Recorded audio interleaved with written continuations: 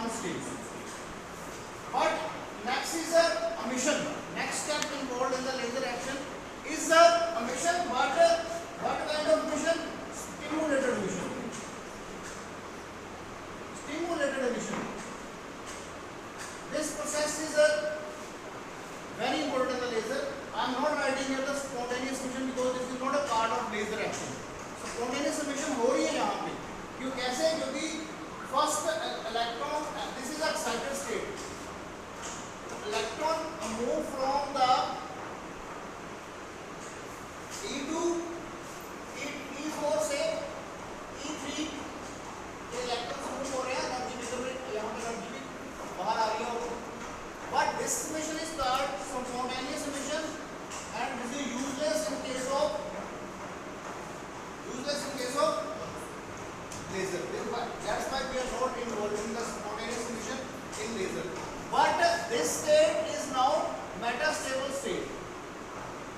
Metastable state means electrons or particle will stay on that particular state for some time. Either it will be microseconds, nanosecond, but this is very much greater time as compared to the laser actions के लिए. तो यहाँ पे electron stay हो जाते हैं. इसको ये भी बोल सकते हैं they get trapped by the state E3. Kidnapped by the state E3. E3 ने इसको ट्रैप कर दिया for nanosecond के लिए, which is very much hard time in case of electrons movement के अकॉर्डिंग. इलेक्ट्रॉन की मूवमेंट के अकॉर्डिंग नैनोसेकंड की बात कर रहा हूँ.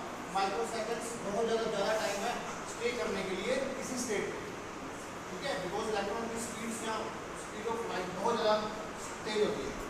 आपको पता ही है कितनी 3 लाख किलोमीटर डिस्टेंस पर सेकंड में लाइट ट्रेवल कर सकती है. EM वेव के हिसाब से ये बहुत ज़्यादा बड़ा ज़्यादा टाइम है स्टे करने के लिए. इलेक्ट्रॉन की मूवमेंट के अकॉर्डिंग, आपकी मूवमेंट के अकॉर्डिंग नहीं कर रहा हूँ, इलेक्ट्रॉन की मूवमेंट के. Now we need some extra photon to excite the electron from higher to lower. So we pass a photon nearby these state having energy E3 minus E2. ऐसा एक photon हम strike करते हैं यहाँ पे. H Planck constant का यहाँ E3 minus E2 energy का फोटोन हमने स्ट्राइक किया. क्यों ये एनर्जी यूज की हमने? क्योंकि अब ये ज़्यादा कम एनर्जी लोगे तो ऑक्साइड नहीं होगे, ज़्यादा एनर्जी लोगे तो ओवर ऑक्साइड हो जाएंगे. क्योंकि दैट्स वाई वी गिव उतनी ही एनर्जी देते हैं दैट्स देके वो वहाँ से नीचे जंप करें. तो जब वो नीचे आएंगे तो अब एक तो ये फोटोन प्रीवियस फोटोन वो अब्जॉर्ब नहीं हुआ, वो कहीं अब्जॉर्ब नहीं हुआ, वो जस्ट उसने अपनी एनर्जी दी है. जस्ट जैसे मूव कर रहा हो चीज उसके इफेक्ट से एक्साइट हो जाए. ठीक है, हेडिंग मार्क पर एक और कोई चीज पास कर रही है तो पासिंग के साथ ही जो ऊपर वाले इलेक्ट्रॉन्स है वो एक्साइट हो गए. वो फोटोन कहीं अब्जॉर्ब नहीं हुआ, वो पास करने से ही ऊपर वाले एक्साइट होकर नीचे आ गए. क्योंकि वो मेटास्टेबल स्टेट पे है, उनको थोड़ी सी भी एनर्जी मिली तो वो नीचे आ गए. एक का फोटोन था प्रीवियस वन, तो एक मिशन के साथ फोटोन आया. But these two photons travel parallel to each other. They are called the coherent photon.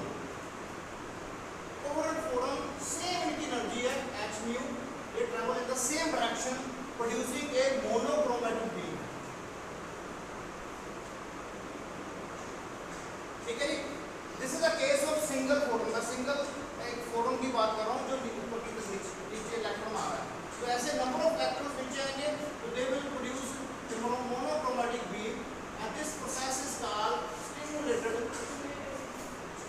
emission.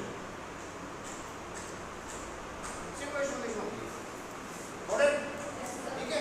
और ये वाला part is very important for the case of laser action. ये लेजर एक्शन के लिए बहुत ज़्यादा इंपॉर्टेंट पार्ट है क्योंकि यही लेजर प्रोड्यूस कर रहा है. This part is producing the laser.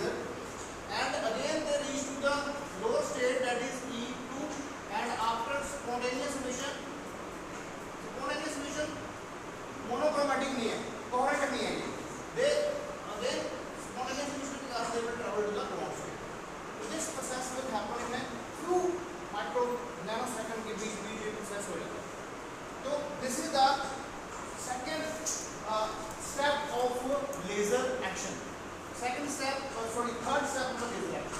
Stimulation emission is the third step of the laser action. Fourth step that involved is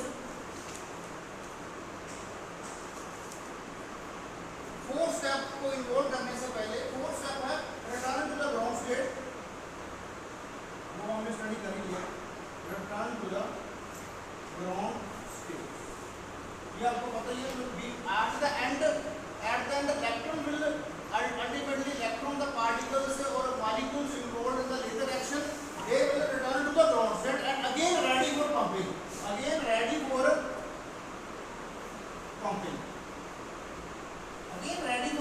फिर pumping के लिए ready हो जाएंगे।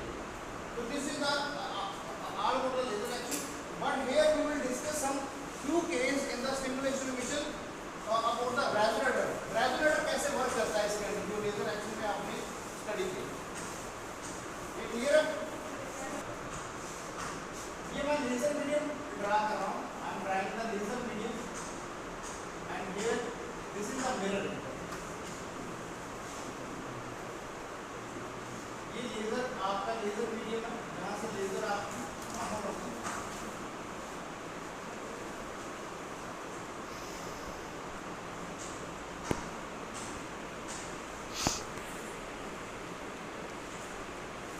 रेजोनेटर का कंसेप्ट को हमने रेजोनेटर स्टडी किया था, तब M2 मिरर और ये एम्पल मिरर है।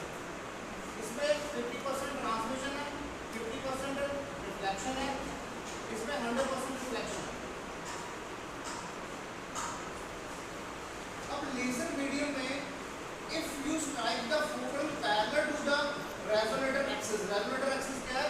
M1 M2 की जो पैरेलल एक्सिस है, इसके पैरेलल ही अगर आप फोटो स्ट्राइक करोगे तो ही लेजर एक्शन परफॉर्म होगा, तो ही स्टिमुलेशन मिशन पॉसिबल होगी, otherwise it will be wastage of the time. अगर आप एक्सिस के अराउंड नहीं लेजर दोगे, आपने फोटो ऐसे स्ट्राइक किया तो ऐसे दो फोटो बाहर की तरफ ये चले जाएंगे।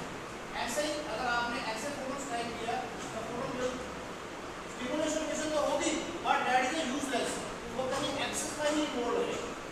यहाँ पे what are going to study है, क्या हमने स्टडी करना है, जो आपके दिमाग में आना चाहिए कि लेजर एक्शंस हमने जो यहाँ पे ड्रा करना है, लेजर एक्शंस में जो लेजर फ्यूज होनी है, तो फोटन जो है वो एक्सेस के पैरेलल ही ट्रैवल करना चाहिए। ये लेजर मीडियम है, यहाँ पे जो फोटन हमने पैरेलल स्ट्राइक किया, ये दो फोटन प्रोड्यूस कर देगा। Why? Two photon are produced because of stimulation. ठीक है जी? These two photons travel parallel to the axis. अब हम लोग बात करते हैं, ये parallel axis की तरफ जाएगा, इसमें 50% ट्रांसमिशन है, 50% रिफ्लेक्शन है, मतलब एक फोटन बाहर है, एक फोटन इसका बैक चला गया। ठीक है? अब पैरेलल है, एक्सिस सेम है, तो ये फिर सेम डायरेक्शन में, मतलब कितना एंगल बना के वापस आ गया 180 के वापस आया। फिर ये लेजर मीडियम से पास हुआ इन दिस डायरेक्शन, फिर इसने दो फोटन प्रोड्यूस किए, these two photons again strike at the mirror M2 पे स्ट्राइक किए। समझ लो, गेटिंग माय पॉइंट? और समझ लग रही है आपको? ये दो फोटन इस मिरर में स्ट्राइक किए, इसका रिफ्लेक्शन कोएफिशिएंट है 100%, और इसमें जो फोटो स्ट्राइक करेंगे वो 100% के बेस से बाहर की तरफ, तो दोनों ये फिर लेजर मीडियम के अंदर आ गए। अब ये वाले दो फोटन यहाँ पे कितने प्रोड्यूस कर रहे हैं? 4 प्रोड्यूस कर रहे हैं, 4 फोटन स्ट्राइक हियर, एंड ये वाला जो ग्लास आपने मिरर यूज किया, इसमें से दो फोटन वापस आ गए, दो फोटन बाहर चले गए, कुल मिला के यहाँ पे 3 हो गए। ठीक है? तो दो फोटन यहाँ पे फिर दो स्ट्राइक करके ये क्या प्रोड्यूस कर रहे हैं? 4 फोटन लेजर एक्शन के थ्रू 4 फोटन प्रोड्यूस करेंगे, इधर तो फिर 4 फोटन वापस आएंगे, फिर 4 के वो यहाँ पे 1 प्रोड्यूस कर देंगे, तो यहाँ पे बाहर 4 चलेंगे। तो ये वाला प्रोसेस कंटिन्यूस फ्लो में होता रहता है। तो इतने कम समय में होता है कि आपको ये नहीं पता चलता कि एक फोटन पहले निकलेगा तो वो एक फोटन है, बट नहीं, ये सुपर इम्पोज होते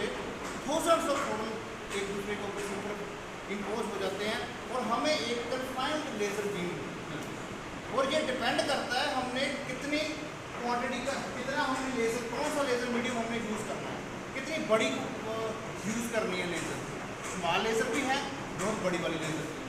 वो आपको जितना बड़ा स्पोर्ट होगा उतनी ही बड़ी लेज़र आपने वहाँ पर यूज़ करनी है। अगर कम स्पोर्ट वाली लेज़र यूज़ करनी है उसमें कम मटीरियल यूज़ करना है। मतलब सपोज करो अपने अगर ट्वाइस लेज़र यूज़ करनी है तो उसमें हो सकता है 8 फोटोन ही इन्वॉल्व हो। तो अगर आपने मून तक लेज़र स्ट्राइक करनी है तो उसमें हो सकता है आपको 8000 या 10,000 फोटोन्स वहाँ पे सुपर इम्पोर्ट। तो this is a process of laser action and what are the various step involve, these are the various step involve. Got it? Thank you. ये हमारा आज का टॉपिक।